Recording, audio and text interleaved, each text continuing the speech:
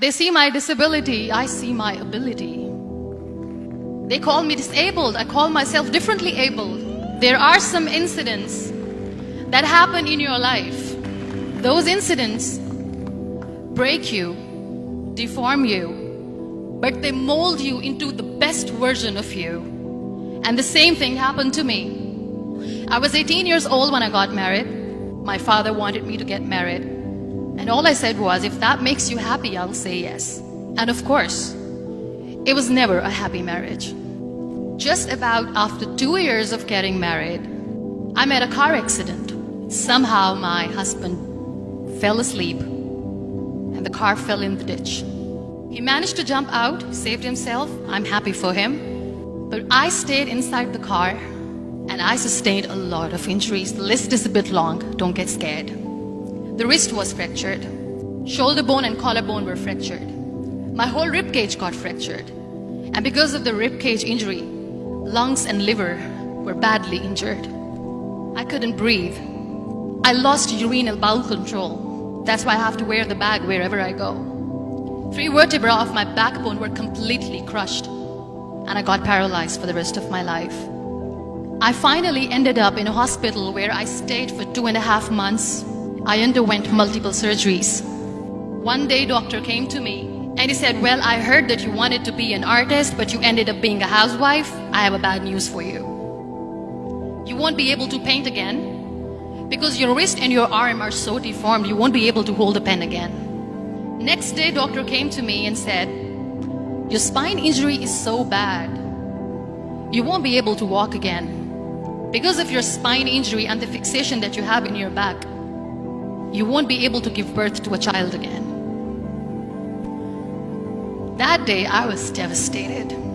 I asked my mother, why me? And that is where I started to question my existence. Why am I even alive?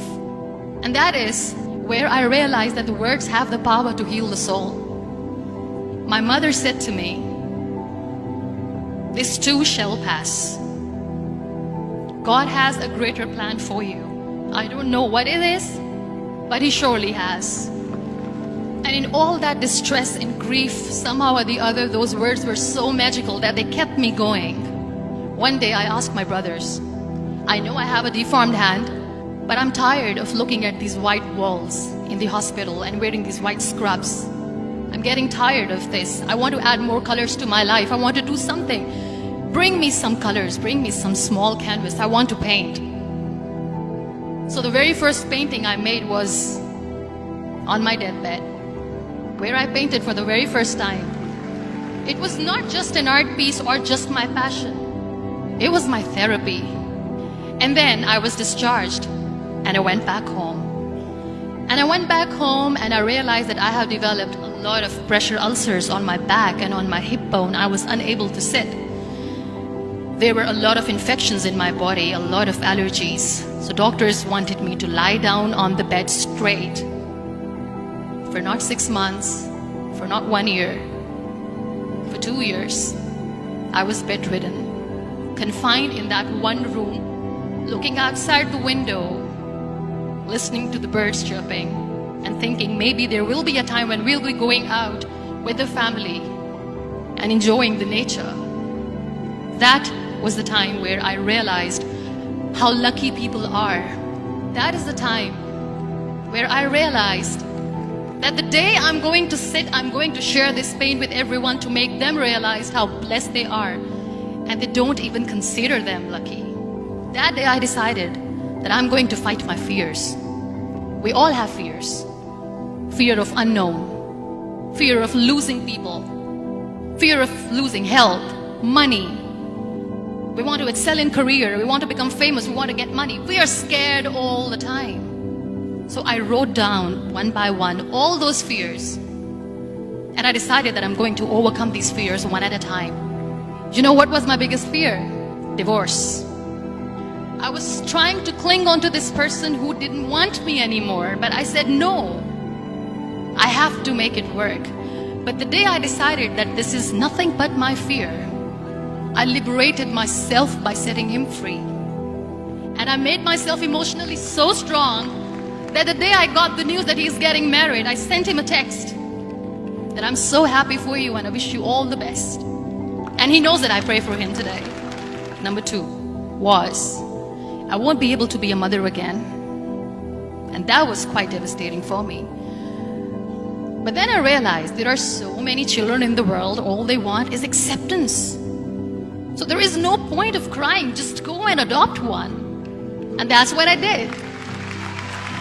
People think that they will not be accepted by the people because we, in the world of perfect people, are imperfects. So I decided that instead of starting an NGO for disability awareness, which I know will not help anyone, I started to appear more in public. I started to paint. I decided that I'm going to join the national TV of Pakistan as an anchor person. And I've been doing a lot of shows for the last 3 years. I became the National Goodwill Ambassador for UN Women Pakistan, and now I speak for the rights of women, children. We talk about inclusion, diversity, gender equality, which is a must. Every time I go in public, I always smile. It's always a big toothy smile on my face, and people ask me, don't you get tired of smiling all the time? What's the secret? I always say one thing, that I have stopped worrying about the things that I have lost, the people that I have lost. Things and people who were meant to be with me are with me. And sometimes, somebody's absence makes you a better person. Cherish their absence. It's always a blessing in disguise. Live your life fully. Accept yourself the way you are. Be kind to yourself. Be kind to yourself. I'll repeat, be kind to yourself, and only then you can be kind to others. Love yourself and spread that love. Life will be hard. There will be turmoils, there will be trials, but that will only make you stronger. So when you accept yourself the way you are, the world recognizes you. It all starts from within.